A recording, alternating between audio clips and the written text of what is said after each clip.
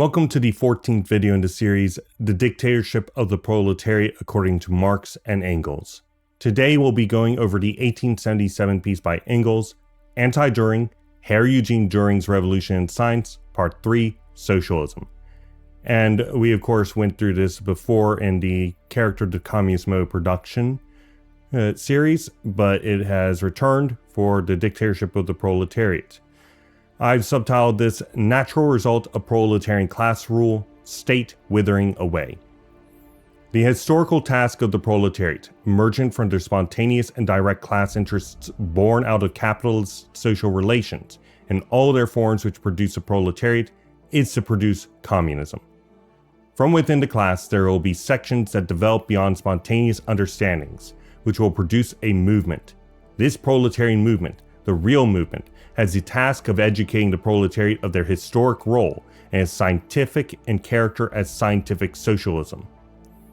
Scientific socialism recognizes the requirement of a transitory period in the form of the seizure of political power by the proletariat as a class, wielding it to achieve emancipation. It follows a materialist conception of history, which starts from the premise that production and the relations of production are the basis of all social structure, and that therefore social changes and political revolutions are caused by changes in the mode of production and exchange.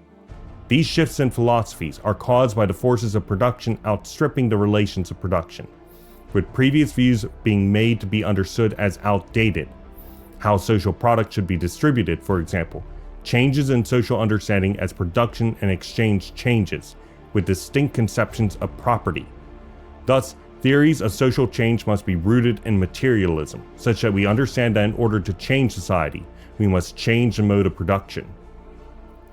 Capitalist production has, from its dynamics, resulted in social systems which enforce a presiding ideology of communist commodity owners, so as to allow the unfettered growth of capital.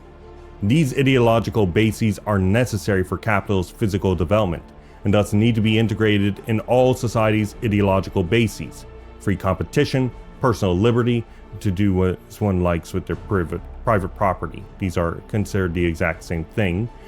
Equality before the law and other such social forms. Thus, even while one culture might have its own historically specific and emergent cultural forms and ideological conceptions, everywhere capital develops, it pulls them to institute these ideological changes and suffuse society with the ideals as being embedded within all history.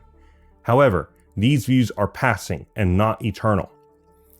As the forces of production outgrow the relations of production, new ideas are produced. Socialist ideology and socialism itself is a reflex of these new ideas, first in its ideal form within people's minds as they understand their class interests within capitalism, and then concretizing through class struggle and experience in the real. After the implementation of new relations of production and the reconstruction of the forces of production in line with each other, the entirety of the structure of society will change, just as it did with the advent of capitalism over feudalism.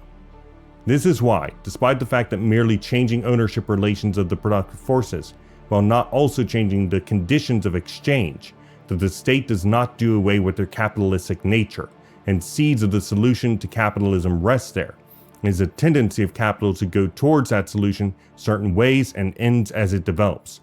Capitalists find themselves having to enter into more socialized means of organization, such as joint stock companies, place production of the conditions of production in the hands of the bourgeois state, and so on in order to deal with the contradictions of capitalism.